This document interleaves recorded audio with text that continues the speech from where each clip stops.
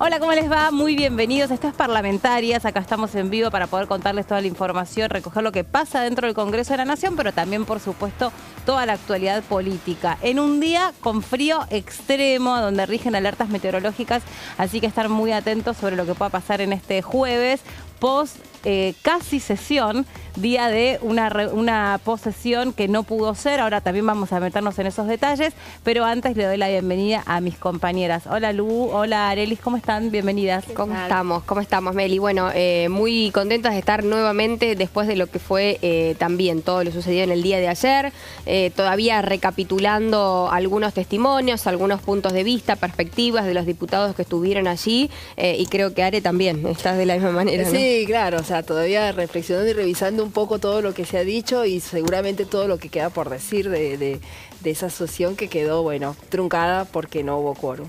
Sí, ahora nosotros vamos a estar profundizando con esos detalles y vamos a repasar cómo está el día de hoy para que lo tengan previsto por si están por salir de casa, por si tienen la suerte de quedarse tapados hasta la nariz. Eso sería una dicha absoluta con un día a donde se prevén lluvias y a donde hace mucho, mucho frío. Ya mañana, les anticipo, mejoran las condiciones del tiempo, no el frío, pero bueno, estamos en pleno agosto. A ver, abrimos una ventanita y nos fijamos cómo está el clima a esta hora y estamos recorriendo la ciudad de Buenos Aires, muy cerquita donde está emplazado el Congreso de la Nación. Ahora, por supuesto, repasaremos todo lo que sucedió en las comisiones a lo largo de una semana donde hubo mucha actividad y un día donde las repercusiones pasan sin lugar a dudas también por la denuncia penal que recibirá, porque ahora les vamos a contar bien en detalles, el expresidente de la Nación, Alberto Fernández, por una presunta situación de violencia de género producida entre él y quien era la primera dama. Bueno, ahí está, para hoy lluvias todo el día, mucho, mucho frío y mañana ya sale finalmente el solcito. Le damos la bienvenida al diputado Carlos Zapata. ¿Cómo le va, diputado? ¿Cómo anda? Gracias por venir hasta acá, hasta el piso de Diputados Televisión. Por favor, gracias a usted por la invitación. Es un gusto siempre estar acá en el piso con ustedes y, bueno, compartir lo que uno sabe y lo que no lo averiguamos juntos. Lo averiguaremos. Con la audiencia, sí. Diputado, ¿qué pasó ayer en la sesión? ¿Qué lectura hace política?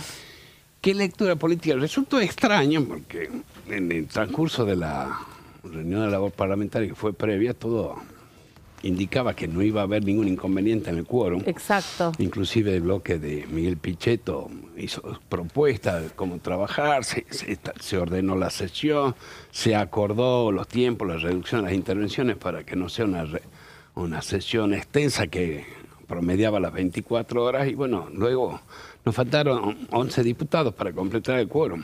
Entonces, ¿qué hacemos a la lectura?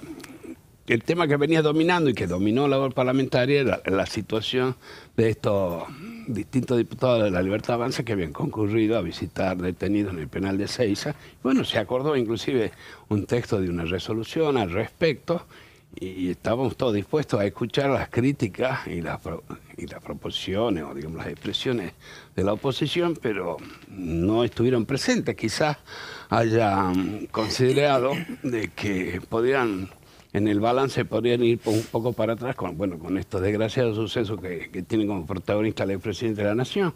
Pero en definitiva, era San Cayetano. Había que trabajar ayer. Tienes razón.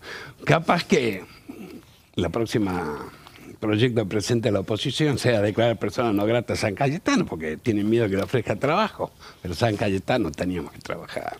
Y más allá de que la sesión no se pudo producir porque no se reunió la cantidad suficiente de diputados para que se pudiera construir el quórum, usted dentro de la opinión personal que tiene, ¿cómo le cayó que un grupo de compañeros de bloque visitara a represores en el penal de Seiza con las derivaciones y explicaciones que se dieron? Bien, es un tema sensible.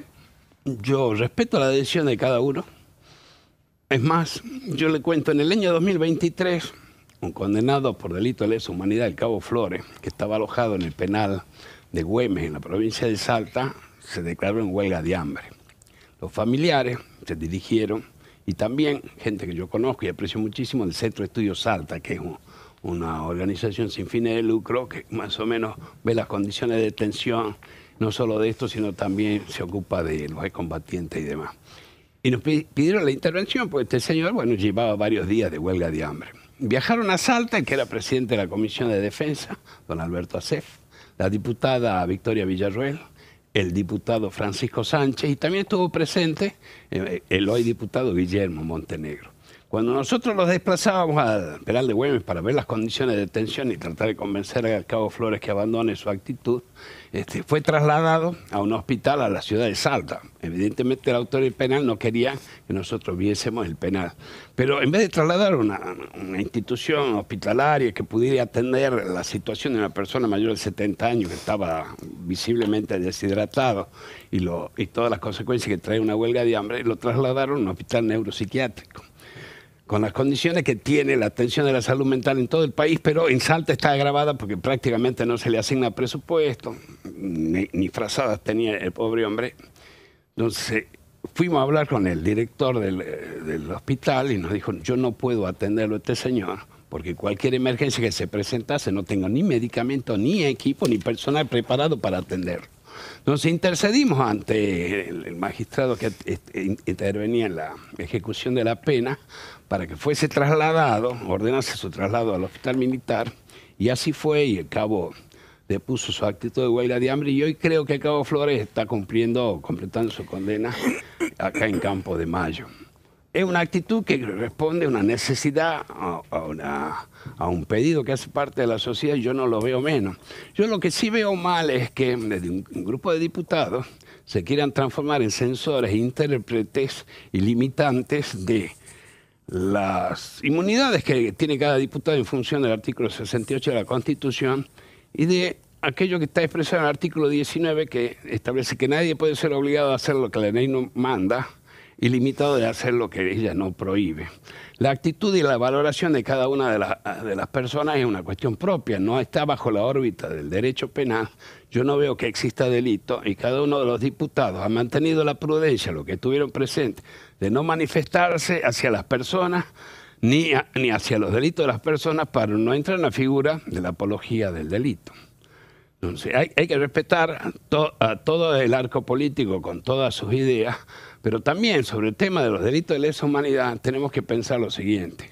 Tenemos que dar la vuelta a la página en algún momento. No podemos seguir ocupándonos de temas que sucedieron hace 50 años. Hay toda una generación por venir. Y por supuesto que dar vuelta a la página significa que van a quedar heridas abiertas. Y las más grandes heridas son aquellos de los familiares de las víctimas del terrorismo subversivo, que se llevó la vida de esas personas, que han visto a sus victimarios, en muchos casos, cobrando indemnizaciones elevadas, paseando por el mundo y algunos siendo funcionarios. Pero la Argentina tiene que pensar en el futuro. Remover el pasado, lo único que sirve para mantenernos estancados. Yo formo parte del bloque de Libertad Avanza. Nosotros apoyamos al presidente Javier Milei, sobre todo, en su esfuerzo de cambiar el destino de la Argentina hacia un futuro próspero que seguramente van a disfrutar mis hijos y nietos. Bueno, diputado, mi consulta más que nada a esto que usted hablaba, pero puntualmente de las Fuerzas Armadas. ¿Cuál es su opinión con esto de este proyecto también que fue comunicado el otro día por el vocero presidencial Manuel Adorni con respecto a la intervención de las Fuerzas Armadas en actos de terrorismo, en todo lo que es el patrullaje y demás? Tenemos que estar en alerta también, digo, como ciudadanía y también las fuerzas de seguridad protegiendo a los ciudadanos de a pie. Las limitaciones en la acción de las Fuerzas Armadas emergen de una ley que emite el Congreso. Hoy el crimen organizado ha tomado tal magnitud por la pasividad, ya sea intencionada o no, por los gobiernos anteriores, la falta de recursos asignados a la parte de seguridad, que pone en riesgo la integridad, la seguridad y el tránsito de las personas. Hoy las Fuerzas Armadas pueden asistir a las Fuerzas de Seguridad con tareas de logística, de acompañamiento, de algún soporte tecnológico que puedan tener las Fuerzas Armadas. Y lo que pretende la ley del ministro Petri, con el cual tuve una charla en su visita a Salta, pretende dar más posibilidades de que las Fuerzas de Seguridad se puedan apoyar en las Fuerzas Armadas, sobre todo cuando el ataque o la inminencia del ataque al crimen organizado alcance la forma del terrorismo. Si está bien limitado en la ley, no hay peligro, no hay que dudar nada. La Argentina emprendió un camino de democracia y de institucionalidad que hoy a ninguna persona, por más trasnochada que sea, se le va a ocurrir interrumpirlo. Por otro lado, también, bueno, en Presupuesto y Hacienda, una comisión que usted también integra, se estuvo trabajando sobre el régimen penal juvenil, cómo viene también el debate, hubo varios proyectos, cuándo se espera que ya podría encaminarse un dictamen, quizás con la llegada de especialistas. Esperemos que la semana que viene continúen las deliberaciones en la comisión y apenas se concluya la etapa ilustrativa, informativa, buscar llamar a sesión para dictaminar. Es necesario, sí es necesario, porque hay que adecuar, conforme pasa el tiempo, la edad de punibilidad. Esto no significa que todos los adolescentes, los menores, vayan a ir presos, solo aquel que cae en una senda y que todas las leyes tienen previsto un mecanismo de recuperación. La desinversión en institutos juveniles lleva a que hoy no tengamos disponibilidad de institutos para alojarlo a los jóvenes.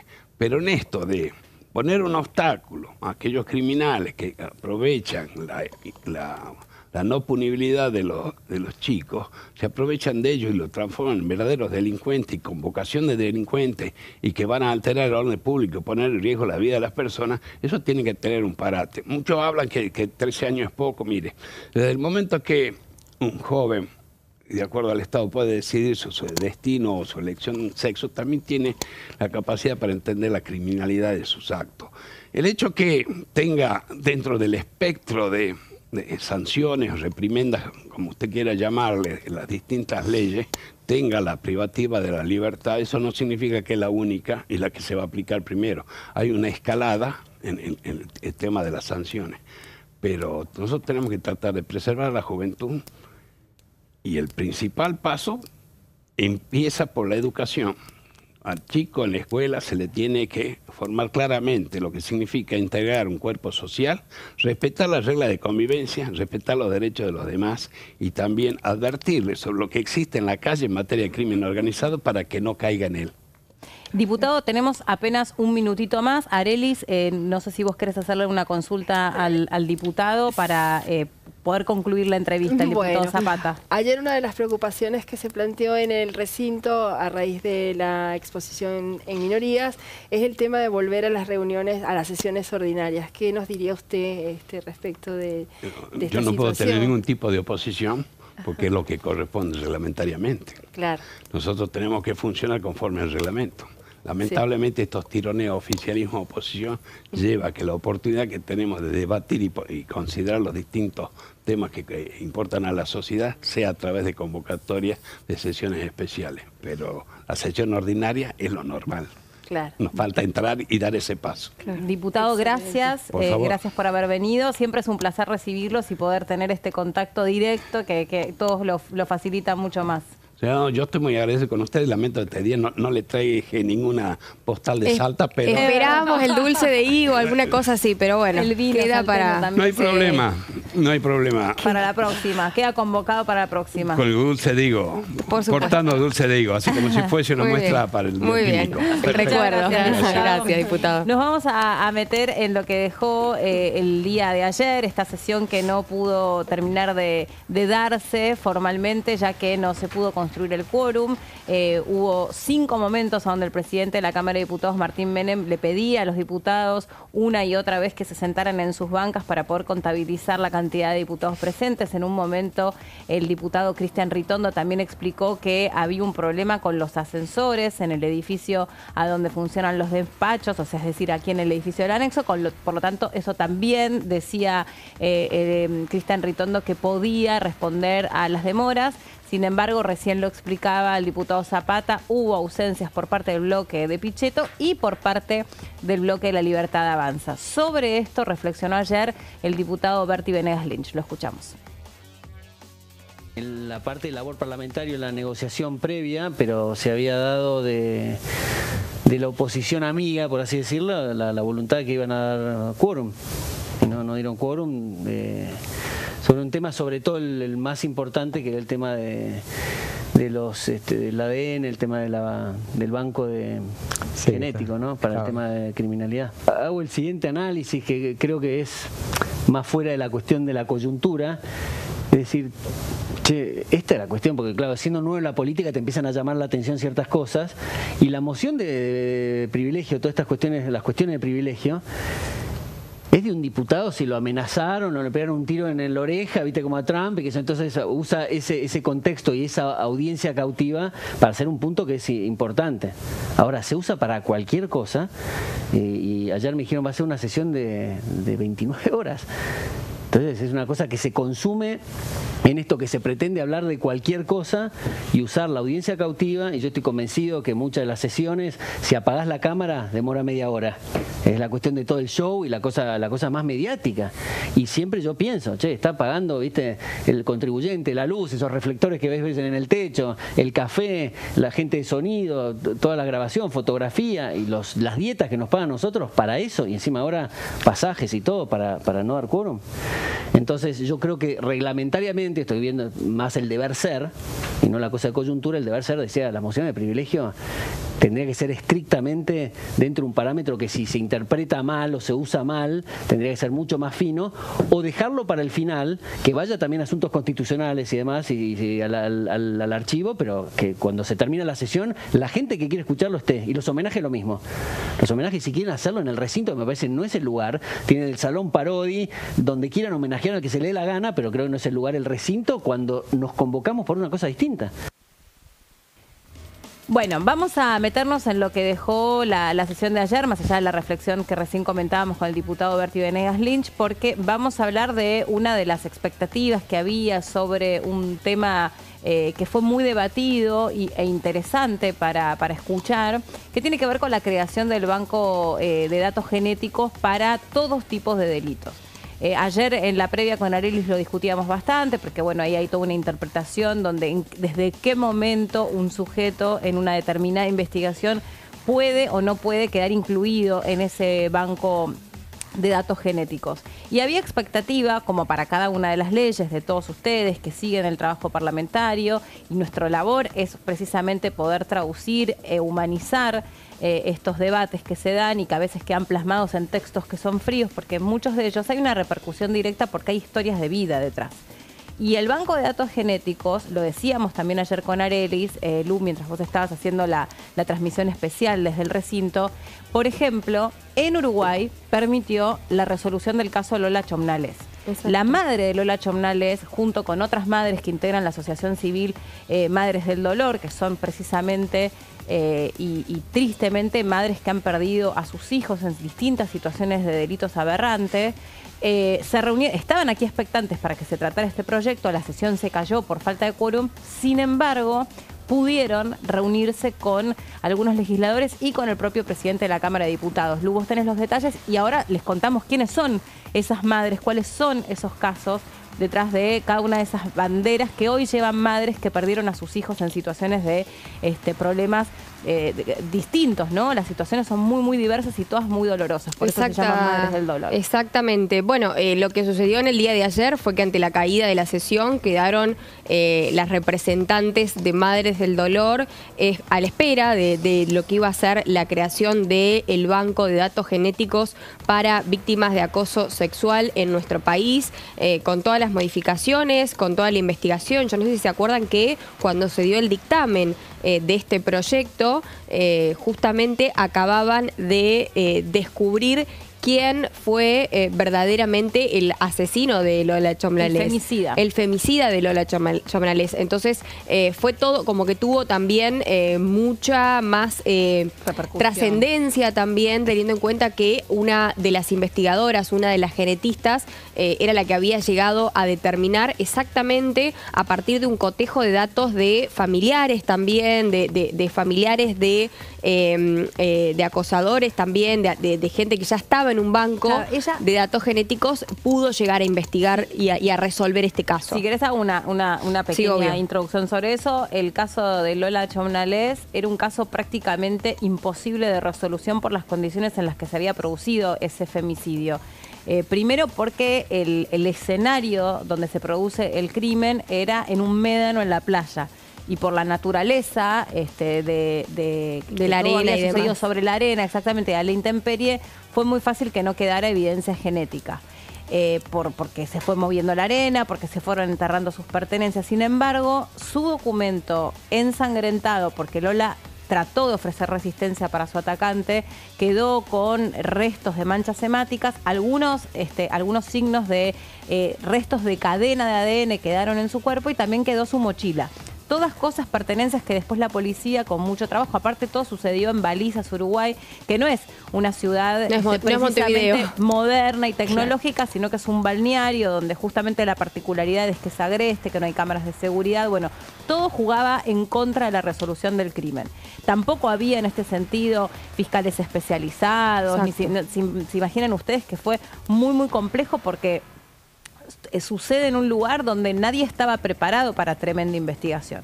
Se detienen algunas personas, todas las personas que se detienen finalmente, si bien habían tenido problemas con la ley, no estaban vinculados al caso Chomnalés, y en el cuerpo de ella, de la joven que en ese momento tenía 15 años y que fue intentada abusar sexualmente y luego por eso asesinada, habían quedado restos de cadena genética, no había información genética completa. Obvio que esos restos de cadena genética no alcanzaba para cotejarse con las personas que iban quedando detenidas. Pero, tal como lo explica Lourdes, y lo voy a tratar de traducir en un lenguaje simple, la responsable de los bancos genéticos de la Policía de Investigaciones de Uruguay parte de una tesis más del tipo de la filosofía del delito, que existen familias de delincuentes, familias donde por ahí padres, hijos, hermanos se dedican, entre comillas, se dedican al delito.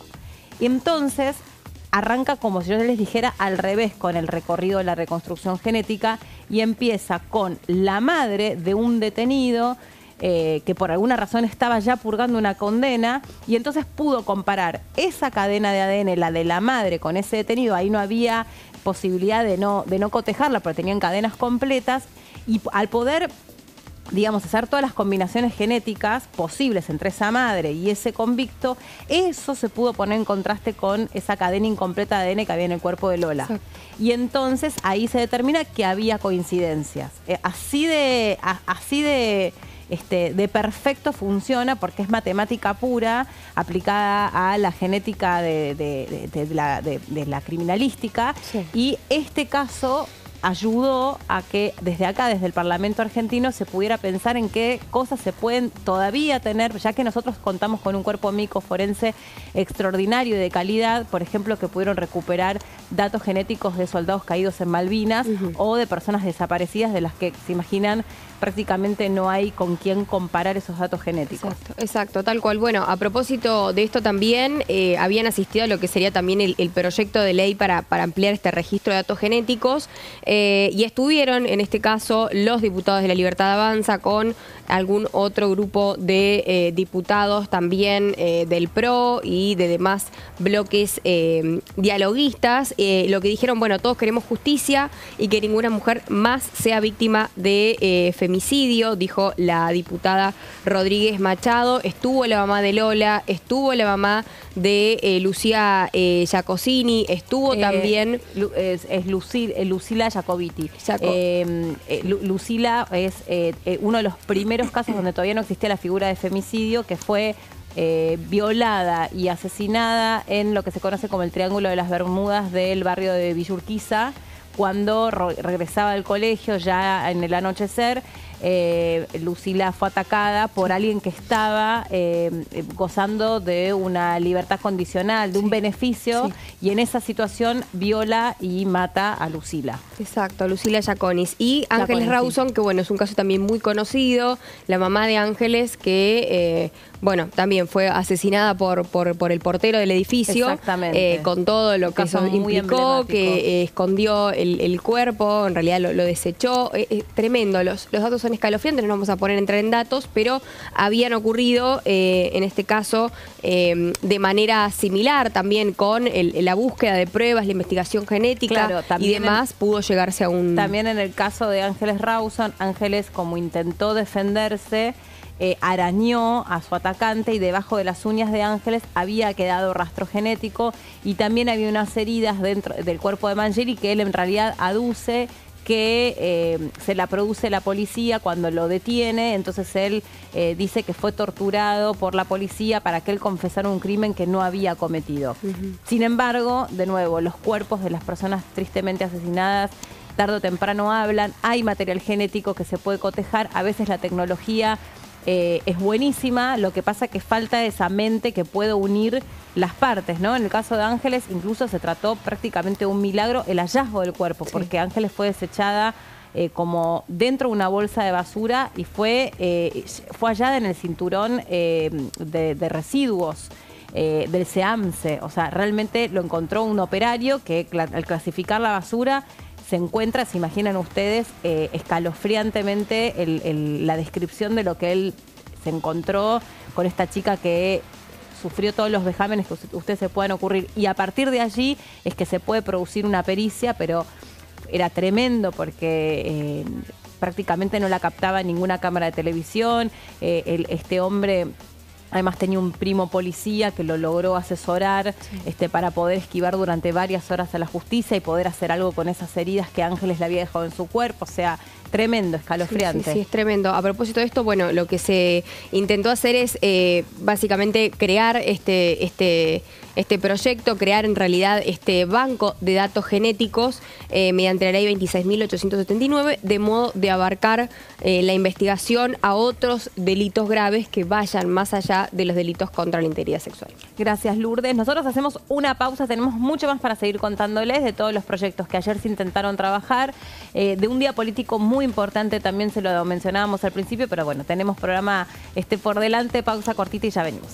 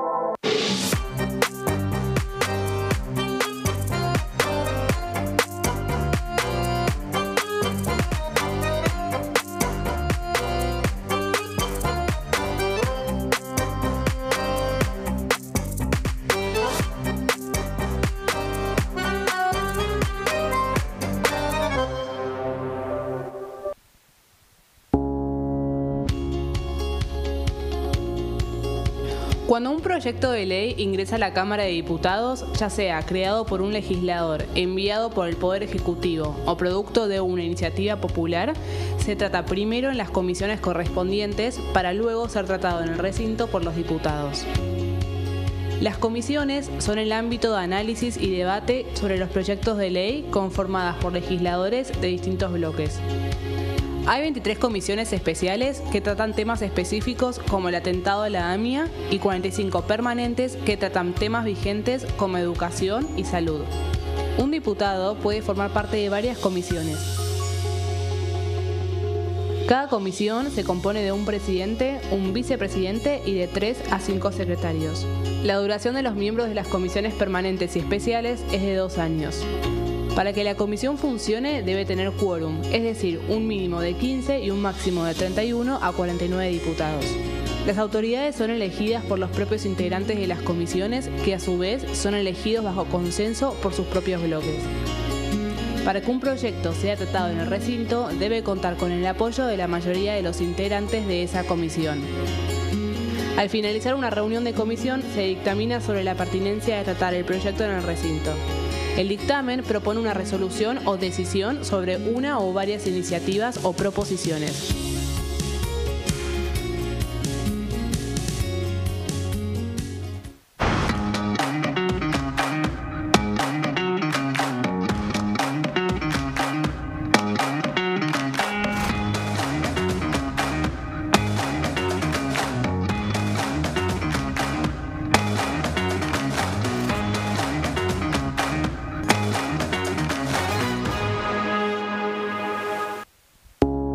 Las sesiones son el espacio donde los diputados debaten proyectos de ley para su aprobación, modificación o desaprobación. En una misma sesión se pueden tratar varios proyectos de ley. Desde el 1 de marzo, cuando el presidente las inaugura, se desarrolla el periodo de sesiones ordinarias. Entre el 1 de diciembre y el 28 de febrero se extiende el periodo de sesiones extraordinarias que solo pueden ser realizadas a pedido del presidente de la Nación. En el recinto, el bloque oficialista se dispone a la derecha del presidente de la Cámara, el bloque opositor mayoritario a la izquierda y en el centro los bloques con menos cantidad de integrantes. En el tratamiento, en general, los diputados tienen 7 minutos y los jefes de bloque entre 20 y 12 minutos conforme al número de legisladores que representen. La sesión es dirigida por el presidente de la Cámara de Diputados, que administra el uso de la palabra y las distintas instancias del funcionamiento. A la izquierda del presidente está el secretario administrativo, a la derecha el secretario parlamentario y debajo de él están los taquígrafos, que registran cada uno de los testimonios. En este momento millones de niños y niñas tienen desnutrición severa. Algunos están tan débiles que apenas pueden pararse. Pero con tu ayuda podemos salvar a los niños. Este alimento terapéutico listo para usar está lleno de vitaminas y nutrientes esenciales que ayudan a los niños y a las niñas a recuperarse de la desnutrición. Gracias a personas como vos, ayudamos a salvar a millones de niños cada año. Da un simple paso. Dona ahora y ayúdanos a seguir salvando vidas.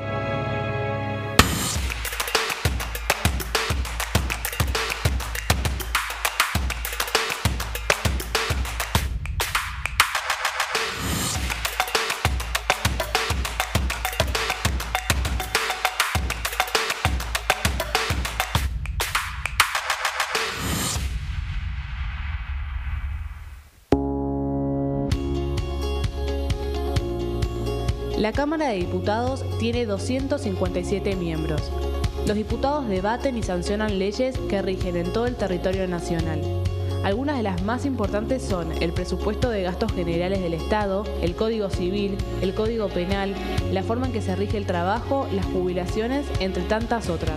Además, controla y hace un seguimiento de las políticas del Poder Ejecutivo a través de la visita de diferentes funcionarios o el pedido de informes, así como la posibilidad de realizar juicios políticos a los funcionarios. La duración de los mandatos de los diputados es de 4 años y pueden ser reelegidos indefinidamente. Desde el momento en que asumen y hasta el final de su mandato, no pueden ser acusados, interrogados judicialmente ni molestados por las opiniones o discursos que imitan desempeñando su mandato. Son requisitos para ser diputado tener al menos 25 años, 4 años de ciudadanía argentina y haber nacido en la provincia por la que se postula o haber residido en ella los 2 años precedentes.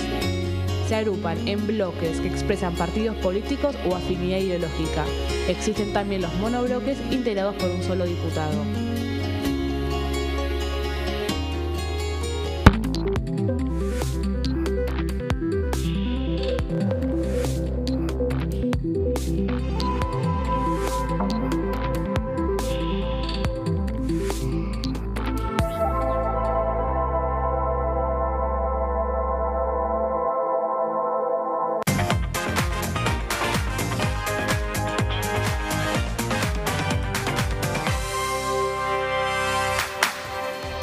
Bueno, muy bien, seguimos adelante con el temario parlamentario, todas las cosas que pasaron durante esta semana en la Cámara de Diputados, también en el Senado, distinta información vinculada a la expectativa que había alrededor de distintos temas que ayer se iban a tocar y no se pudieron tocar. En días políticos, decíamos, también muy álgidos, que tenían que ver con la repercusión que había habido con las explicaciones que se dieron respecto de la visita de algunos diputados de La Libertad Avanza a los represores en el penal de Seiza, con esa imagen que se difunde y paralelamente todo el caso vinculado a Fabiola Yáñez y a Alberto Fernández con esta reunión que establece ella desde España, desde su departamento con el juez Ercolini, a donde, bueno, hay un yo le decía al principio, como un debate, una diferencia sobre si eso se considera una declaración o no se considera una declaración. Lo cierto es que se instó la acción penal contra el expresidente Alberto Fernández, a quien se le aplicó una serie de medidas restrictivas y a donde ahora se le está pidiendo a Fabiola Yáñez que amplíe su declaración. Estrictamente es una declaración porque ella contó lo que vivió. Recordemos que todo está inserto en la averiguación de otra presunta comisión de delito por parte de Alberto Fernández. En esa situación, en esa instancia, se filtran unos chats que Fabiola Yáñez le envía a la ex secretaria de Alberto Fernández, casada a su vez, con una persona de muchísima confianza de Alberto Fernández, para quien se supone hubo un tráfico de influencias en favor de esta persona por un tema de seguros.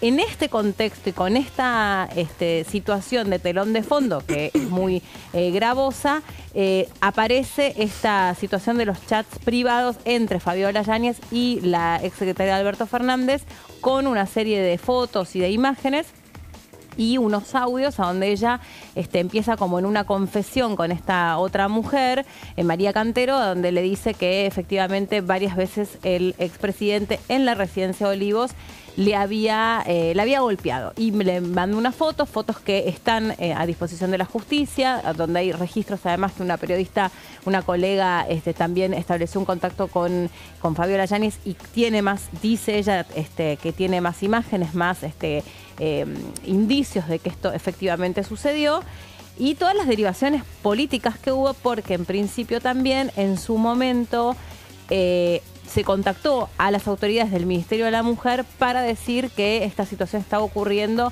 mientras Alberto Fernández era presidente, con lo cual no era un momento cualquiera y no era un protagonista cualquiera. Y de ahí también todo un debate y una cuestión que hubiera sido muy interesante escuchar en el recinto, porque, de nuevo, tiene que ver con lo público y lo privado.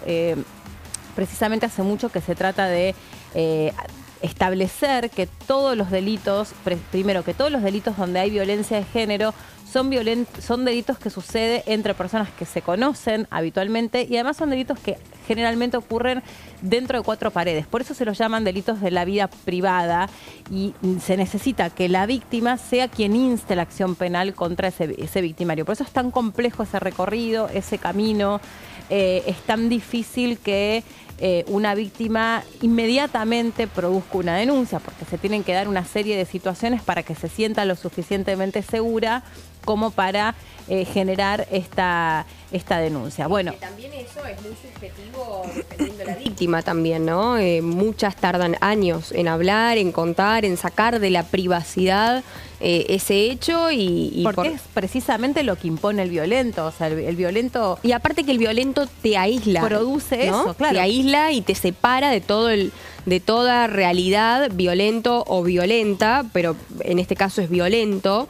Te aísla de toda la realidad, te aísla y te imposibilita el contar, ¿no? Sí. Si hablas te va a pasar esto, o si decís esto, va a haber consecuencias. Siempre ponderando las consecuencias negativas de hablar. La violencia física o material, que es la más hallable, sí, con la que más evidencia muchas veces se cuenta, nunca sucede sola, aislada, ¿no? Siempre sucede de la mano de lo que dice Lourdes, lo que se contempla como violencia psicológica. En esa violencia psicológica, precisamente lo que se produce es el menoscabo de la autoestima de la persona que es violentada, de manera tal que sienta que no puede nunca contar con alguien más que no sea ese violento, y entonces por eso no cuenta y calla y silencia. Por eso las víctimas hablan cuando pueden, no siempre hablan en el momento oportuno para la justicia, sino que van hablando cuando pueden. Y en este caso, imagínense, fue realmente casi como una fortuna, una suerte, el hallazgo de esa situación a raíz de otra investigación. O sea, tal vez nunca siquiera esta mujer se hubiera sentido en condiciones de poder contar lo que había vivido y lo que sigue viviendo. Porque además en este caso, en el caso del ex matrimonio presidencial, el ex matrimonio y ex matrimonio presidencial, sí.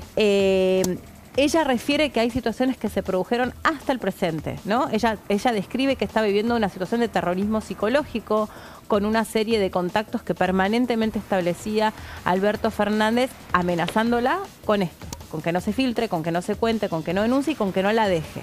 Por eso hubo mucha preocupación durante el fin de semana sobre el estado emocional de Alberto Fernández, el estado de salud, porque lo que había circulado, y quienes lo conocen o tienen un contacto más cercano, es que había intentado atentar contra su vida.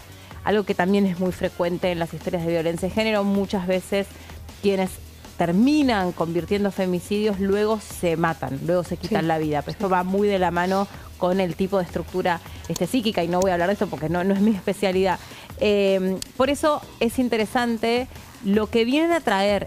Primero es interesante escuchar a una víctima siempre, pero vemos lo que viene a traer este caso, porque ahora van a escuchar mucho la palabra woke, ¿no? Que tiene que ver woke, que es como que viene de la wake, del despertarse, que es como un movimiento social que viene a cuestionar los feminismos, ¿no? Entonces, ojo con esto de ir y venir con los feminismos, porque acá estamos frente a una situación de una violencia de género presunta, porque la justicia lo tiene que determinar. Exactamente. Pero estamos frente a una mujer. Pero hay pruebas. Sí. Aparte existen, o sea, más allá de los feminismos, ¿no? Que las personas, no voy a entrar en esto de que si están de acuerdo o no es una valoración. Nada más al tiempo de pensar que son delitos que ya están tipificados. Que en el caso de la violencia requiera que sea por una petición privada, o sea, instancia privada de la persona, de la víctima, es una cosa, y por eso ahora se empieza a ver cómo, además, siendo en el ámbito penal, ¿verdad? Que te habla de que pueden ser amenazas, lesiones graves, lesiones leves, lesiones X, ya se empieza a hablar de que pueda ser a instancia de oficio, ¿verdad? Que no se necesite, porque todo esto está también amparado por tratados internacionales, o sea, entonces se han visto muchos casos y hay mucha jurisprudencia de justamente estos casos de cómo en otros países sí es de oficio, y entonces cómo hay mayor amparo de todos estos derechos. Sí, o sea, hay lesiones, es un delito, ¿no? Yo estaba pensando en cómo repercute todo este caso para cualquier otra mujer que hoy puede estar sufriendo violencia de género, ¿no? Sí, quien en ese momento tenía todo el aparato para denunciar, siendo la ex primera dama, se supone los contactos, la cobertura, la estructura económica, que no es menor en este tipo de casos.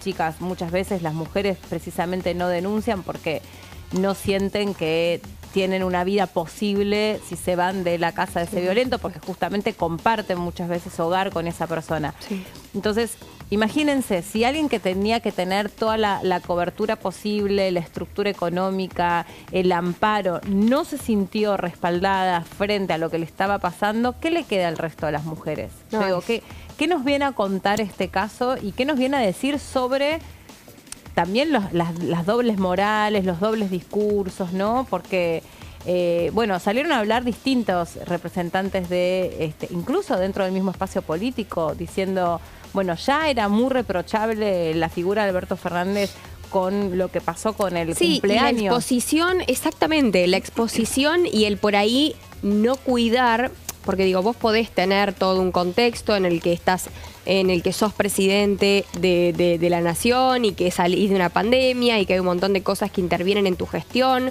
y demás, pero eso de no cuidar a la persona que tenés al lado y exponerla y decir la culpa o quien originó esto fue ella, ya estás hablando de un trasfondo de que no te voy a cuidar ni te voy a resguardar de un montón de otras cosas más, ¿no? Bueno, en el ámbito público también es como que nosotros somos un equipo y yo te expongo completamente, más allá que el que es presidente es él, ¿no? Y la figura que se tiene que hacer responsable de todo lo que sucede dentro de la Quinta de Olivos, en este caso de la fiesta o del cumpleaños, era el presidente.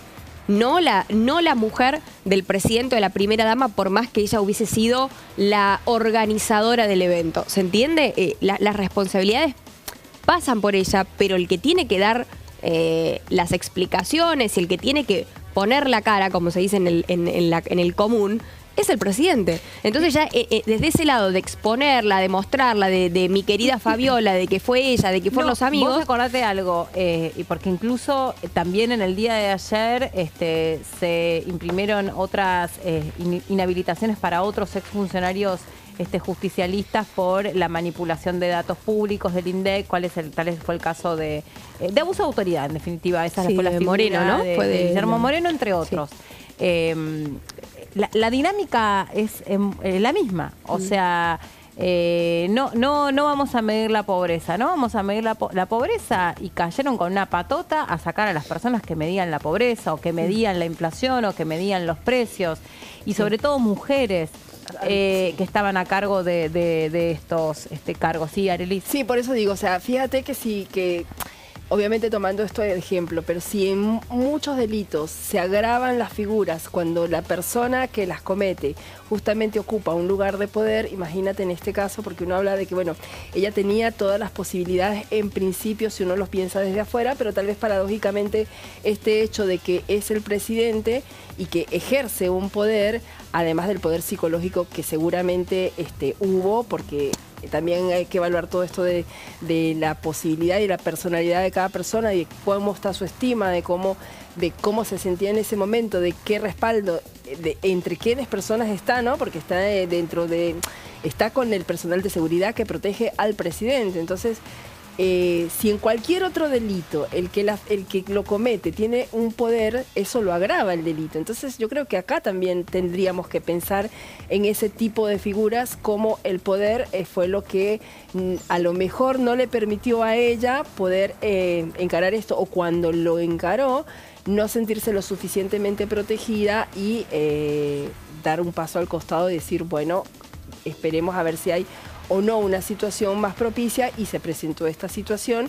Y si bien al principio dijo no voy a denunciar, a los 2 días afortunadamente decidió sí hacerlo, porque es como tú dices, por suerte también puede ser un ejemplo para las mujeres que se sienten muy desprotegidas y que están en una situación mucho más vulnerable, a que digan, bueno, ella lo pudo hacer, claro. y siempre va a ser bueno que una mujer denuncie la violencia.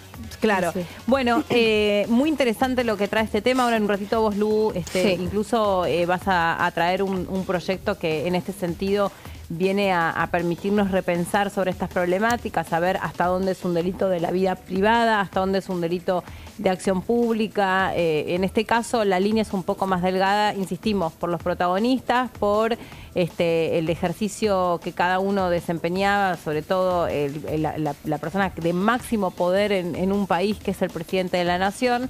Pero lo mismo hizo con el cumpleaños que se celebró en plena restricción social que había durante la pandemia. Le indilgó la culpa y la responsabilidad de ella. Primero lo negó, después efectivamente la culpa había sido de Fabiola, según Alberto Fernández. Lo mismo hizo con la causa seguros. No, para nada, no. Y lo que menos hizo fue hacerse cargo, sino decir, bueno, yo no pongo las manos en el fuego por mi secretaria, la esposa de una persona de su máxima confianza, con lo cual, bueno, a seguir de cerca, porque cuanto menos estamos hablando de una persona que nos ha mostrado varias veces que faltó a la verdad, ¿no? Sí, que me parece que es algo que a un presidente no se le puede permitir, en términos de que uno está votando no, y de la que máxima hizo un juramento, o sea, juró por que la patria y Dios se lo demande. O sea, hoy te toca también dar explicaciones, hoy siempre, pero puntualmente hoy, y salió sobre este caso, sí. Pero sobre el caso de la primera dama, y entendiendo también de ex primera dama, entendiendo también que en ese momento, con todo lo que ya venía sucediendo, del escándalo de Olivos, de la pandemia, de la guerra, de todo lo que había surgido en su gestión, sumarle encima un caso de violencia de género, olvídate, o sea, queda totalmente descartado. Esto salió hoy a partir de otra investigación que no tiene absolutamente nada que ver con la violencia de género, sino con el tema de los seguros. Mandan a requisar los teléfonos, en ese momento aparecen los chats, y a partir de esto es que, bueno, se están exigiendo las declaraciones correspondientes. Sí. Otro de los temas tiene que ver con un debate que se pretendió dar en comisiones y que se pretendió dar ayer en el recinto, que tiene que ver con la baja de la edad y la imputabilidad de los menores, a donde no hay un acuerdo sobre esto todavía. Sí. Algunos creen que tiene que estar puesta en 14 años, otros en 13. Hay todo un debate sobre qué viene a traer la posibilidad de bajar la edad desde la cual un joven termina siendo penalizado por la ley, y tiene que ver con distintas experiencias y con, en todo caso, poder ver cómo va a ser la adecuación a eso, ¿no? O sea, cuánto tiempo le va a llevar eventualmente, si se ponen de acuerdo y si se avanza en este sentido con esta normativa en una próxima sesión. Bueno, ¿qué pasa? ¿A dónde van? ¿Cómo va a ser ese régimen especial para jóvenes? ¿Quiénes van a ser los veedores de la reinserción de esos jóvenes cuando purguen una determinada condena y traten de reinsertarse en una vida social, con trabajo, con aprendizajes, etcétera, etcétera? ¿quién va a velar por que esa persona esté en condiciones de regresar a la sociedad? Porque en definitiva la cárcel es una separación material, real, de ese individuo del resto de la sociedad. La otra discusión es lo que veníamos charlando con Arelis estos días también. Bueno, vamos a suponer que baja a 13. ¿Qué harán los delincuentes? ¿Empezarán a tentar niños más jóvenes para que frente a esa barrera de la imputabilidad, bueno, poder ponerlos al frente de, no sé, la parte más sangrienta de la organización de un delito? Que un menor de 11, un menor de 12, entonces sea el que termine disparando. ¿Qué pasará con el mundo delictivo en definitiva frente a esto? Sí, esa es la gran pregunta y a propósito de esto, bueno, estuvieron varios diputados haciendo sus exposiciones correspondientemente. Habló, por ejemplo, el diputado Ramiro Gutiérrez, que dijo que no es un simple proyecto de ley, es un verdadero código que tiene 2 capítulos, 8 títulos y 62 artículos, y que, bueno, les había llevado más de un año en elaboración, donde han verificado desde la legislación comparada hasta los regímenes de responsabilidad penal juvenil que hoy están en el país, como también en la provincia de Buenos Aires o en La Rioja o en cualquier lado. Así también este código establece el código que fue presentado en el año 2016, un código penal para la República Argentina. Ese establece una nueva forma y un nuevo baremo de delitos, modernizando también un código penal que hoy tiene más de 100 años en la Argentina.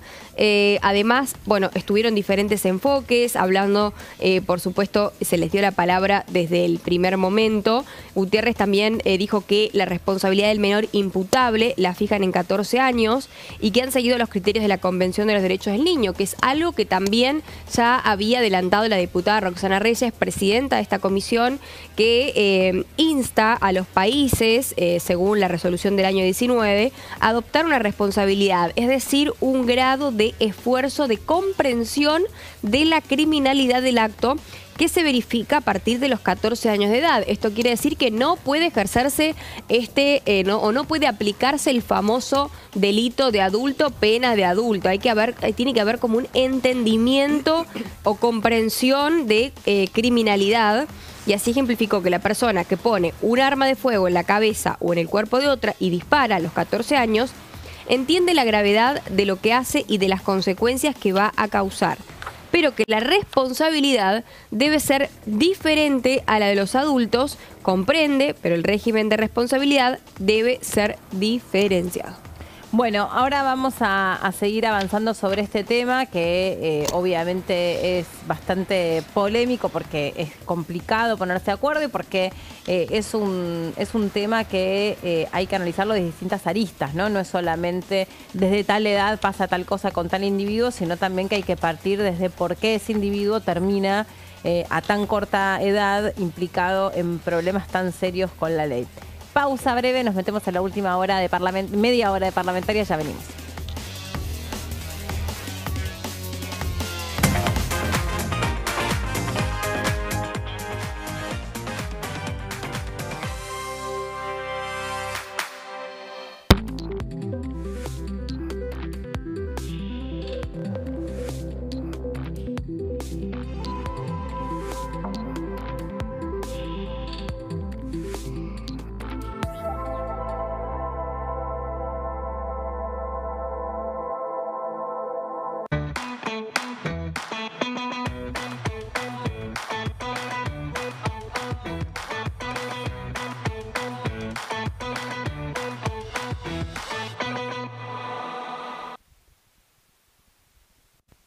¿Qué diferencia hay entre la Cámara de Diputados y la Cámara de Senadores? La Cámara de Diputados representa al pueblo de la nación argentina. Esto significa que las provincias más grandes y con mayor cantidad de habitantes tienen muchos más diputados que las provincias más pequeñas. La manera de establecer las cantidades es proporcional. La Cámara de Senadores representa a las provincias. Cada provincia envía 3 senadores al Congreso Nacional. El total de senadores es 72, dado que las provincias argentinas son 24. Este es un número fijo. Por ejemplo, la provincia de Buenos Aires cuenta con 70 diputados nacionales y la provincia de Tierra del Fuego con 5. Pero tanto la provincia de Buenos Aires como la de Tierra del Fuego cuentan con 3 representantes cada una en el Senado de la Nación. Cada 2 años, el Congreso Nacional renueva la mitad de sus diputados y 1/3 de sus senadores nacionales. El mandato de los senadores es de 6 años, mientras que el de los diputados es más breve, dura solamente 4 años.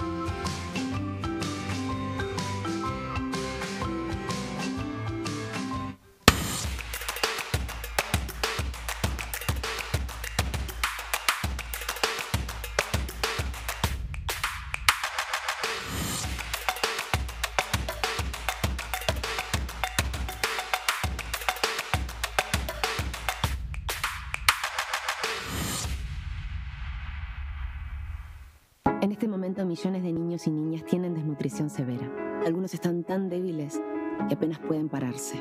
Pero con tu ayuda podemos salvar a los niños. Este alimento terapéutico listo para usar está lleno de vitaminas y nutrientes esenciales que ayudan a los niños y a las niñas a recuperarse de la desnutrición. Gracias a personas como vos, ayudamos a salvar a millones de niños cada año. Da un simple paso. Dona ahora y ayúdanos a seguir salvando vidas.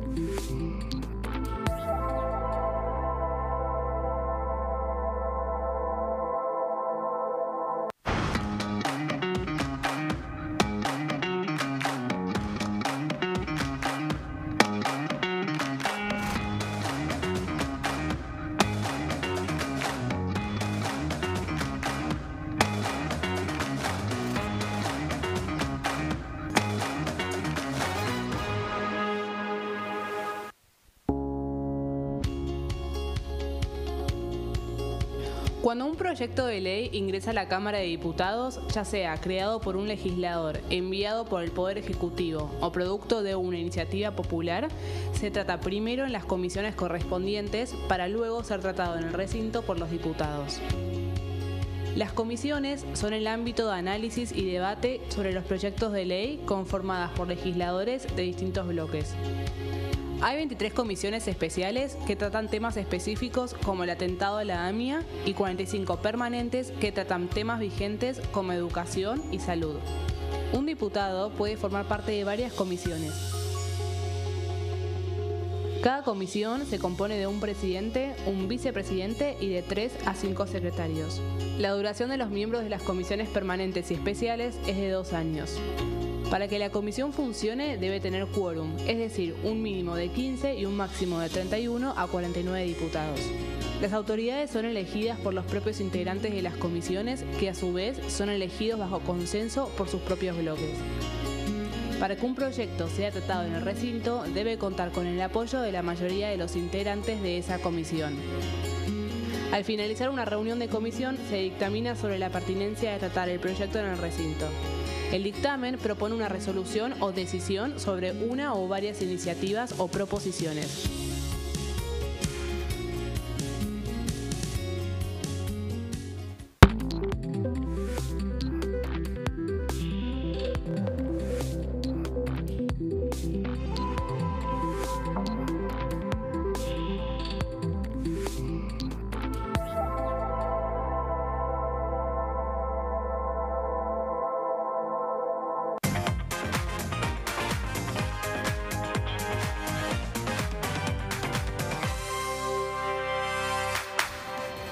Última media hora para parlamentarias y Lourdes trae sobre el estribo un proyecto del PRO que tiene que ver con lo que conversábamos recién precisamente, ¿no? Con repensar qué legislación tenemos en torno a las situaciones de violencia de género y cómo se puede perfeccionar ese marco normativo para ir tendiendo a que cada vez menos mujeres estén expuestas a este delito, ¿no? Exacto, es un proyecto del diputado Cristian Ritondo, también acompañado por varios miembros del bloque PRO, pero esto tiene que ver bajo el contexto, bajo el marco de lo que es el caso de violencia de género hacia Fabiola Yáñez. Con esto, bueno, esta iniciativa del PRO, como les vengo contando, tiene que ver con la reforma de un artículo del Código Penal, de modo que la justicia pueda actuar cuando se tome conocimiento de un hecho de estas características, aunque no haya denuncia. Esto quiere decir sacar del ámbito privado, vamos a decir, y llevarlo a una instancia pública. En medio de esta denuncia, por supuesto, algunos diputados nacionales del PRO, como por ejemplo, como les decía, Cristian Ritondo, acompañado de otros miembros también, de otros firmantes, por ejemplo José Núñez, Silviana Giudici, María Florencia de Sensi, Sofía Bambrila, entre otros, fueron los que propusieron. Les leo rápidamente el tuit del diputado Ritondo. Hoy volvimos a presentar el proyecto de ley para que se permita la persecución de oficio de los delitos de violencia de género. Así aumentará la protección a las víctimas, incluso cuando por temor o coacción no se animen a denunciar al agresor. ¿Sí? Esto también es un tema importante, que viene a traer la modificación del artículo 72 del Código Penal, que la justicia pueda actuar cuando se tome conocimiento de un hecho en estas características, aunque no haya denuncia. Vamos a la próxima placa. A partir de esta propuesta, cualquier fiscal podría intervenir e investigar de hecho cuando se tome conocimiento de que una mujer es víctima de violencia por su condición humana. O sea, cuando una mujer sufre violencia, es una situación en la que el miedo, la coerción y lo que le decíamos recién, la presión social, sos la primera dama de un país, presión social de los amigos, del grupo, de los contactos, de la política misma, de la agenda, tenés un hijo chiquito, bebé, digo, hay un montón de cosas que están en el medio, que pasan por la cabeza. Es que a mí me sorprendió que esto... Y por temor principalmente, ¿no? Lógico. A mí me sorprendió que esto no existiera ya, porque, por ejemplo, cuando se conoció el caso de Lucio Dupuy y se discutió sobre el proyecto que lleva hoy tristemente su nombre, precisamente lo que es decir, la agenda de género principalmente lo que viene a traer es que ya no va más el no te metas, ¿no? Porque antes, como estas cosas, pero antes y no tan antes, ¿no? Este tipo de situaciones de violencias o contra niños o contra mujeres obviamente suceden en espacios de intimidad. Era muy difícil que, por ejemplo, una vecina, un vecino, una maestra o alguien, un transeúnte, un compañero de trabajo se meta y denuncie. No sé si les ha pasado a ustedes, si alguna vez fueron testigos o si escucharon o si les pareció que vivían cerca de, no sé, una pareja que se trataba muy mal o de una mamá que trataba muy mal al nene o de escuchar llorar mucho a alguien. Y es muy difícil tomar esa determinación de decir, che, ¿qué hago?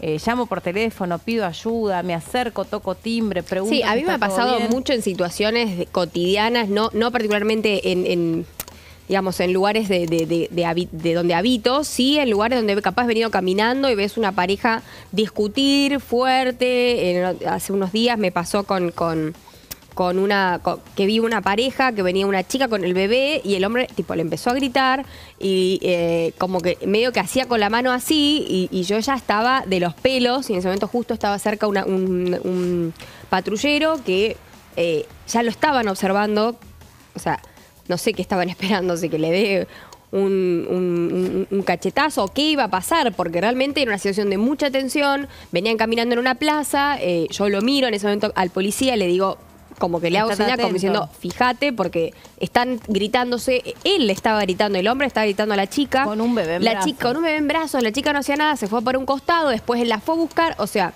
una situación súper tensa en la que también pasa esto, que no sabes cómo intervenir en una situación de privacidad cuando la mujer está como entre las cuerdas, ¿no? No sabes cómo actuar y no sabes qué papel jugar, porque difícil. Capaz hasta te ejerce, hasta te termina... Y en ese caso vos estabas... Metiéndote en una situación de violencia vos. Sí, en ese caso vos estabas en un espacio público, o sea, eso estaba sucediendo a la vista tuya, a la vista de ese policía, aunque no quería estar prestando atención, pero a veces son delitos que suceden detrás de una pared vos escuchás, che, ¿quién grita? ¿Sí? ¿Quién se trata de esta manera? ¿No? El tema es que lo importante es esto de que sea de acción pública, porque yo conozco un caso en mi edificio donde vivía hace 15 años, donde había una pareja donde había violencia permanentemente y había una vecina que sí llamaba al 911. ¿Qué pasaba? Venía la policía, desactivaba en ese momento la violencia, pero como la chica no hacía la denuncia, volvía a suceder. Exacto, a mí me pasó. Volvía a suceder. Sí. Y entonces lo importante es poder activar esto de que sea que sea de un delito que se pueda iniciar de oficio la investigación. Por eso decía, cuando fue la discusión por el caso Lucio Dupuy, más allá de que al pobrecito Lucio le tocó estar en manos de dos hienas, que eran la persona que lo había parido y la pareja, Lucio en realidad estaba en manos estuvo en manos de muchos otros resortes que no se activaron con compromiso y con cariño para con su vida, ¿no? Porque Lucio fue atendido varias veces en distintas salas médicas. Sí. Obviamente estas hienas lo que hacían era cambiarlo del lugar a donde lo atendían para que no hubiera una historicidad en esas atenciones, pero a ver, un médico o una médica es alguien que debe estar capacitado para detectar o para sospechar que esos golpes son el resultado de alguna tortura o son el resultado de algún maltrato y que no es que el nene se lastima o se quiebra la falange solo de todos los dedos de sus manos o tiene los genitales mordidos o quemados por accidente, ¿no? Sino que alguien le hace eso. Las maestras que tuvieron acceso a los dibujitos que hacía Lucio, que podían darse cuenta sin demasiada experiencia siquiera en el tema, una criatura expresa mucho a través de los dibujos. El nene dibujaba personas sin parte de abajo, o sea, dibujaba solo torsos, o sea, sin genitalidad, con lo cual era un claro signo de que el chico estaba siendo abusado sexualmente. Lucio vivía con esas dos hienas o sobrevivía en esa casa a donde había vecinos que podían escuchar o vecinas que escuchaban que las mujeres ponían la música a todo volumen y se escuchaba el llanto una sistemáticamente y otra vez del nene. Entonces, si vos te querés comprometer y te querés meter, podés, aunque eso suceda dentro de cuatro paredes y vos no estés realmente seguro de lo que está viviendo esa persona, pero bueno, llamás, averiguás. El tema es lo que dice Arelis.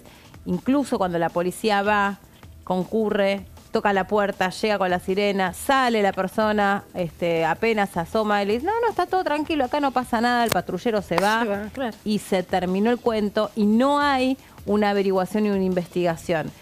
Me pasó dos veces. Una, estaba caminando por la calle y escucho unos gritos tremendos de adentro de una casa. Tremendos los gritos que escuchaba y escuchaba como claramente el hombre le estaba insultando a la mujer adentro de una casa.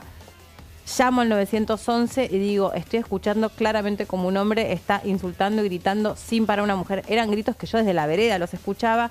Llega la policía, llegaron rápido y me dice, no, son gitanos, me contesta. Y le digo, ¿y? No, mis estos se viven gritando y tratando así, olvídate. No. Bueno, trepa, parece que ese día el policía andaba con ganas de acción, entonces trepa el paredón. Me mata, perdón, pero con ganas de acciones. Sí, trepa el paredón. Tremendo. Bueno, finalmente parece que en ese momento el tipo dice, que bueno, yo discuto con mi mujer todos los días, ¿qué pasa? Usted no discute con su mujer, no sé qué. Bueno, y ahí pasó. Como muy naturalizado, muy normalizado. Y muy sabido por la policía. Claro. Y otra me pasó de verlo directamente de un taxista que tiene una discusión con una pasajera. Yo estaba en el balcón de mi casa y escucho un grito de una mujer, esto era de noche.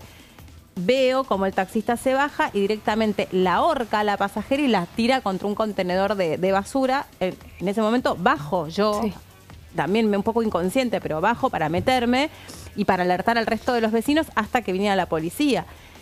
La mujer, al defenderse, agarra una piedra de ahí de la basura y le revolea la piedra al taxi y le explotan los vidrios al taxista. Entonces, con lo cual había una discusión entre la mujer que le rompió el vehículo al taxista y el taxista que la quiso ahorcar. Yo vi claramente toda la escena. Sí. Entonces, el policía le tomaba los datos del seguro. Claro, se transformó un hecho de violencia en un hecho de lesiones a su bien que a su era bien privado. Claro, ¿Te das entonces cuenta? le quedó ella como la victimaria porque tiró una Exacto. piedra y rompió los Entonces, vidrios. Es complejo. O sea, muchas veces incluso metiéndote, incluso queriendo interceder, y no es que yo sea la superheroína, pero uno por ahí va más atento, más alerta, porque trabaja de esto y estás como más permeable a entender que tenés que involucrarte, tenés que hacer algo. Sin embargo, eso no necesariamente implica que después esa mujer lo denuncie penalmente a ese taxista, o no implica que esa mujer, además con la particularidad, como si eso justificara algo que era gitana, denuncie penalmente a su marido. Esto es otra cuestión. Por eso es interesante lo que trae este proyecto, porque cambia la perspectiva. El delito es el mismo y probablemente responde a otras cuestiones, pero ya hay otro compromiso si es de acción pública. Incluso los mismos diputados dicen que ya este proyecto fue presentado anteriormente por la diputada Banfi. Polledo, me parece, de mandato cumplido. Bien, de la diputada mandato cumplido, claro, sí. Bien. Así que bueno, me parece... queda mucho por debatir. Quedó mucho por debatir, Sí, claro. sí. Bueno, a propósito de esto y para ir cerrando también, en los argumentos también esto incluye delitos sexuales, otros actos de violencia que actualmente requieren instancia privada, y la modificación también busca garantizar que las víctimas puedan contar con el apoyo de instituciones especializadas durante todo el proceso judicial. Claro, muy importante.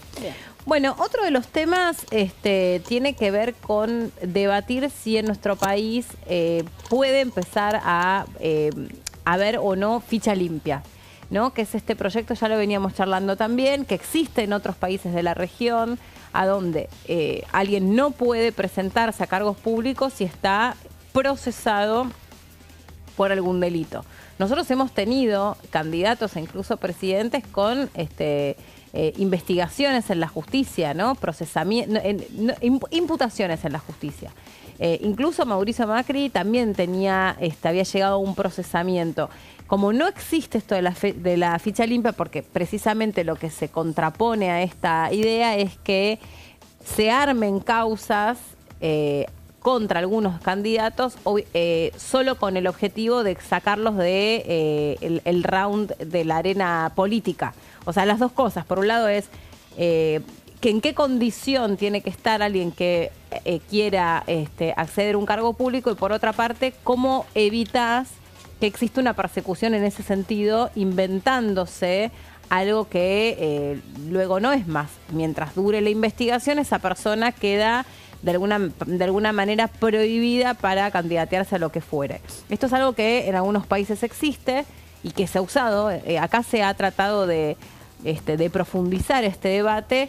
No sé si ustedes tienen alguna opinión al respecto, chicas, o si han leído algo en esto, pero bueno, se habla mucho del lawfare, de qué es lo que se puede armar para sacar a alguien de la contienda política, y bueno, a veces la justicia o las investigaciones judiciales son ese vehículo para sacar de la arena política un candidato. Bueno, el otro día lo hablaba muy bien Arelis también de cómo es la situación en Venezuela con respecto a la ficha limpia, por ejemplo, o de cómo se acusa, ¿no? Por ejemplo, de corrupción, y esto hace que no puedan acceder a los cargos públicos accidentalmente o así de la nada que sucede, ¿no? Creo que vos sos... Eso va un poco más allá, en Venezuela particularmente, va un poco más allá de esto, en el sentido de que el Poder Judicial no es un poder independiente. Exacto. Pero efectivamente se han armado muchísimas causas, se han inhabilitado. Bueno, yo creo que ya hemos perdido la cuenta de la cantidad de personas que se han inhabilitado políticamente para que no puedan concurrir a un acto de elecciones, y incluso, pero bueno, ahí me parece que ahí es un poco mucho más complicado comentarlo, porque a veces las causas ni siquiera son coherentes, no hay pruebas, no hay nada, simplemente hay un tribunal que lo decide y sin haber habido el debido proceso, ¿no? Me parece que es interesante, mientras que se cumplan con todo el proceso que debe ser el armado de una causa. Creo que esto habla ya cuando has recibido algún tipo de condena, no solamente primera, que no estés procesado nada más. Y me parece que, bueno, obviamente ver qué tipo de delitos son los que te inhabilitan políticamente para poder participar de una actividad eleccionaria. Y sabiendo que sí, yo nada más lo comento así como muy por encima, hay gente que a lo mejor no lo recuerda, el presidente Hugo Chávez llega al gobierno habiendo sido procesado y habiendo sido indultado. Claro. Entonces me parece que eso también hay que poner un poco la mirada ahí en cómo va a ser este procedimiento, cuáles van a ser las causales que van a permitir que una persona sea inhabilitada, en qué instancia se va a poder realizar esto, porque me parece que sí, que si queremos gobernantes o diputados o políticos que participen y que puedan ser ejemplo y que puedan ser más coherentes, sobre todo, ¿no? Lo que está pasando ahorita con el expresidente, que puedan ser más coherentes con los discursos y con su actitud y con su conducta, que sea más irreprochable. Creo que hay que mirar qué es lo que sucede a su alrededor. Me parece que sí, el debate va a ser muy largo, apenas estamos en las reuniones informativas.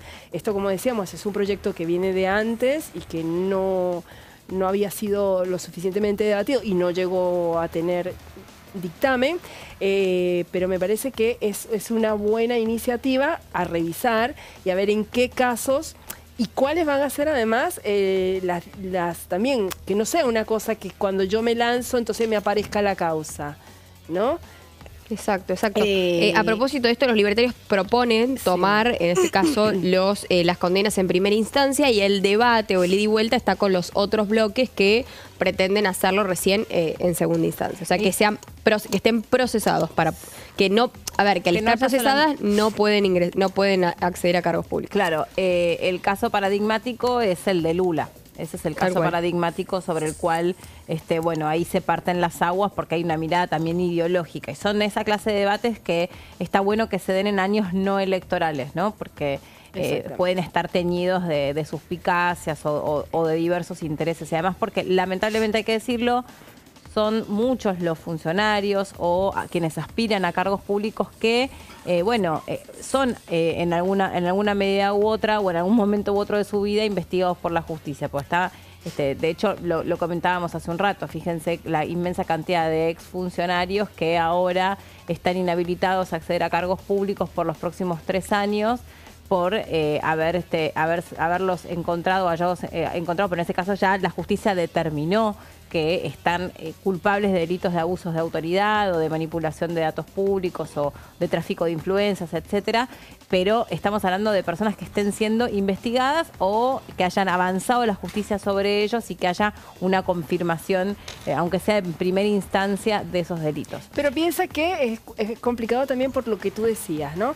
Los tiempos electorales son muy breves, o sea, acá cada 2 años tenemos elecciones y las investigaciones suelen llevar mucho tiempo. Entonces tal vez poder alinear estos dos temas no es fácil justamente por eso, porque las investigaciones suelen llevar tiempo y porque los tiempos de elecciones son muy cercanos unos a otros, o sea, apenas tenemos un año que podríamos decir es no electoral. Claro, apenas, sí, es cierto. Entonces, por lo menos en Argentina, ¿no? Hay otros países que de repente los periodos son un poco más largos y te lo permite. Sí. El caso de Donald Trump, sin ir más lejos, ¿no? O sea, cómo la investigación trataron de inhabilitarlo políticamente para que se presentara a estas elecciones. Esta semana también los diputados empezaron, para mi gusto, lamentablemente tarde, pero empezaron a debatir o a profundizar sobre las incidencias de la inteligencia artificial en distintos escenarios. Ya se ha hablado respecto de, es una herramienta que llegó de una manera muy disruptiva, que todavía no conocemos los alcances que puede tener, que hay una manipulación de nuestros datos públicos, que hay todavía no existe, no se desarrolló una herramienta que esté lo suficientemente democratizada como para que todos podamos en un tiempo rápido y eficaz poner en contraste una determinada imagen como para saber si fue creado o no fue creado por inteligencia artificial. Estamos en épocas de posverdad, a donde todos nos manejamos en función de nuestros sesgos de confirmación, independientemente de si las cosas fueron verificadas o no fueron verificadas. La velocidad con la que suceden los acontecimientos no están acompañados por las instituciones, mucho menos por las leyes. Y bueno, ahora los diputados están diciendo, acá hay un debate para dar en función de la inteligencia artificial, acá hay una manera de desenvolvernos, de interrelacionarnos, que tiene que ver con una vida que está absolutamente digitalizada y tecnologizada, y nuestras leyes son muy, muy viejas, ni siquiera contemplan en muchos casos delitos que se producen a través de la cibernética o de la era digital. Entonces, bueno, la inteligencia artificial desacomoda todo mucho más, porque hoy hasta la inteligencia artificial puede meterse en hace una tesis, se mete en cosas de salud, un alegato de justicia, puede operar, reemplaza trabajos. Sí, también, es cierto, pero bueno, digamos que la inteligencia artificial viene del 2004, lo que pasa es que a partir del ChatGPT es como que se democratizó, llegó al alcance de todos y sí, hay que empezar a pensar en esto de la protección de los datos, en que sea inocuo, no nos cause daños, en que sea ético, o sea, hay que empezar a establecer reglas, que ya hay voces que dicen, bueno, ya han habido algunas reglamentaciones y no han funcionado porque, bueno, es todo novedoso. Cierto. Y además, como dices, es la velocidad con la que avanza la inteligencia artificial y todo lo que nos ofrece, obviamente atrás está el ser humano, ¿no? Entonces, que es el que va a decidir cómo lo usa o cómo no lo usa, y bueno, hay que reglamentarlo. Bueno, algunos congresos del mundo, porque tal vez la inteligencia artificial llegó de manera más temprana a esos países, ya empezaron a trabajar en relación a que, por ejemplo, siempre que se difunda una imagen que haya sido creada por inteligencia artificial, tiene que tener un sello de agua que identifique que esa imagen fue creada, fue editada, es una imagen que no es real, o sea, no existe en el mundo de lo real. Muchas de las leyes que nosotros hemos acompañado el debate, siempre se plantea, bueno, ¿y qué pasa con esta misma situación en el mundo virtual o en el mundo digital? Sí. Porque lo digital no necesariamente es lo virtual, en términos de que lo digital también es real, sí, y tiene un impacto en la vida real. Es muy profundo, me parece que hay que ser muy, muy abierto para discutir sobre estos temas y estar acompañado estos debates por el análisis de los especialistas. Tal cual, tal cual. Son cosas muy precisas. Son cosas muy precisas y donde hay una delgada línea que realmente puede hacer una diferencia. Es por eso que, bueno, van a seguramente también tener que llegar especialistas a poner el tema desde las diferentes perspectivas, desde la buena utilidad, pero también de cómo va avanzando el ser humano a la par de la tecnología, ¿no? Que eso también es un debate que se habla, pero es como que se lo ve un poco alejado de la realidad. Es que todo el tiempo estamos avanzando con esto. Si no ¿Y cómo nos van a educar para el uso de eso? A mí me parece interesante cuando yo veo en el Facebook que te dice imagen creada con inteligencia artificial o textos. Yo he leído textos muy lindos que después que los leo veo creado con inteligencia y como que te desencantas un poco. Tú dices, claro. Pero sí. Hay que educarnos. Bueno, nosotros estamos sobre el final del programa, pero bueno, de hecho, de la mano de todo esto, por ejemplo, se generó flor de polémica sobre las renovaciones de los el proyecto de renovar las licencias de conducir de manera solamente digital, ¿no? Sin ir realmente a un lugar a donde te hagan toda la revisión a ver si estás apto o no estás apto para conducir un auto. Para manejarlo lo maneja cualquiera, pero conducirlo ya es distinto. Y también ahí está metida la inteligencia artificial y la tecnología. Bueno, chicas, un placer compartir este jueves con ustedes. Gracias por su compañía. Tantos temas, ha sido apasionante. Muchos temas. Bueno. Igual sigan acá en la pantalla de TV, ya llega todo el equipo de Horacio Embón que les sigue contando en la actividad parlamentaria. Chau, que estén muy bien, hasta mañana. Chau.